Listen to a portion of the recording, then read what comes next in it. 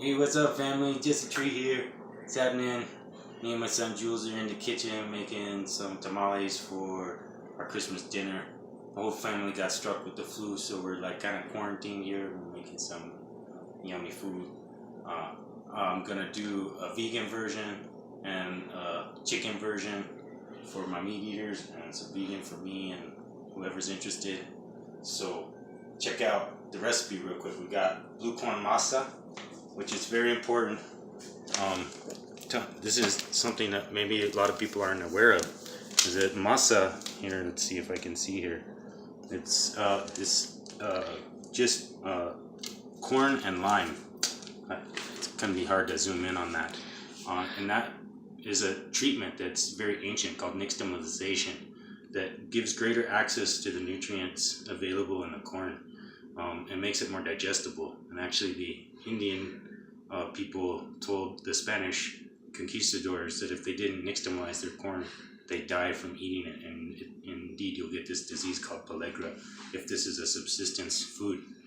But really, to get the most out of your corn, you should prepare it in this way of nixtamalization, and you can buy it ready-made in a store, or you can, I intend to do a video on that at some point. But we're using traditional blue corn, which is grown here in this valley, and is rich in resveratrol and antioxidants.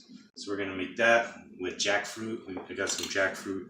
This is some stuff that I just bought from the store that I added a little more chili and garlic and stuff to, that we're gonna use as like the carnitas. Do we still have the box? I think I tossed it. Yeah. Yes, you can find it pretty readily. You can get canned jackfruit, and you can prepare it just with like spices, garlic, and red chili and oregano and cumin, and maybe a little vinegar, apple cider vinegar. And so anyway, we devised this vegan version. And so what we did here is we took our corn husks and washed them and rinsed them, and they're soaking here. And you take a little bit of the blue corn and you put a little layer in there, and you get a little bit of your carnitas, and then a little bit of, I got some of the Daya vegan cheese here for my vegan tamale. And then I'll just cover that up with another spoon of blue corn. The packages of masa harina usually have a recipe for making the masa, but what we did was 4 cups of the blue corn masa. 2 cups of avocado oil rather than lard, 2 teaspoons salt, and 3.5 cups warm water. And we just stirred that in real good and let it sit for 15 minutes. Then we make this preparation thusly, and we grab a couple of little ties that we've peeled off the corn husks. We just pulled these off, and you just wrap them up like a little J or what have you. And thank you. I got great help here. This is my son Jules. He's a beautiful man. He's growing into a beautiful young man. He helps me. He's been helping me take care of the family, helping me in the kitchen. He does good work. So then you wrap up both sides like that.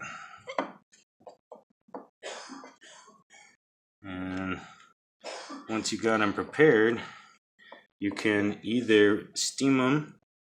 I got it, bud. Thank you. Yeah.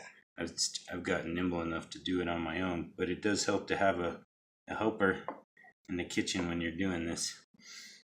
So you get your pile together, and then we're going to use our Instant Pot to pressure cook them, but you can also water steam them. So if you're going to steam them in the water, it's 40 minutes steam. And if you're doing it in the pressure cooker, 20 minutes on high. All right, I hope that helps. Maybe we'll give you the chicken recipe in a minute, and it's pretty much the same thing, except for we make chicken carnitas, where we cook it down with chili and garlic, and etc. So, much love, happy Yule. I hope you have a beautiful solar new year. May many blessings of health and wellness and balance to y'all. All right. Shaka.